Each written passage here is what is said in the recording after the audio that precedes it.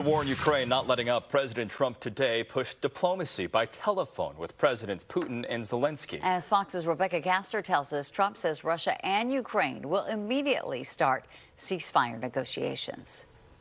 Following a 2-hour phone call with Russia's Vladimir Putin Monday, President Donald Trump says Russia and Ukraine will immediately start ceasefire negotiations. I think some progress has been made. It's a terrible situation going on over there. 5,000 young people every single week are being killed.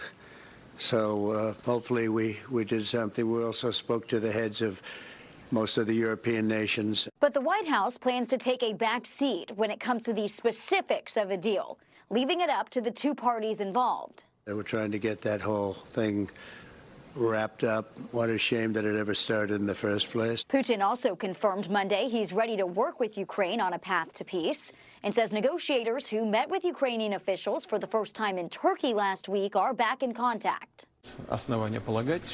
This gives grounds to believe that we are generally on the right track. I would like to emphasize once again that the conversation was very constructive and I rate it highly. But Putin's conditions for a ceasefire up to this point have been impossible for Ukrainian President Volodymyr Zelensky to agree to, such as recognizing Crimea as Russian territory.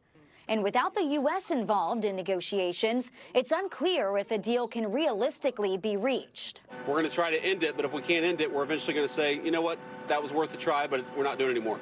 The new American Pope has offered Russia and Ukraine to hold direct peace talks at the Vatican, an idea Trump supports. The president also says he's willing to do large-scale trade with Russia once the, quote, bloodbath is over. In Washington, Rebecca Gaster, Fox News. Israel today announced it will take over the entire Gaza Strip in what its military is calling an unprecedented attack on Hamas. The intensified military attack in the region comes as Israel starts allowing aid to enter Gaza again. It's been almost 3 months since Israel launched a complete blockade of food, medicine, and other supplies. Prime Minister Benjamin Netanyahu acknowledged the resumption of aid came after mounting pressure. Netanyahu said allies expressed it could not support Israel's renewed offensive amid images of hunger coming from the Palestinian territory.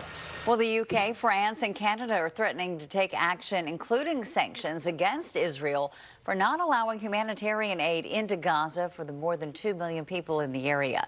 The three countries issued a joint statement today, sharply criticizing Israel's decision to allow just a limited basic amount of food into Gaza after a nearly 3-month-long blockade. The statement came shortly after the first few trucks of UN aid and food entered Gaza. Israel cut off all aid, including food and medicine, back in March in an attempt to get Hamas to agree to a ceasefire agreement.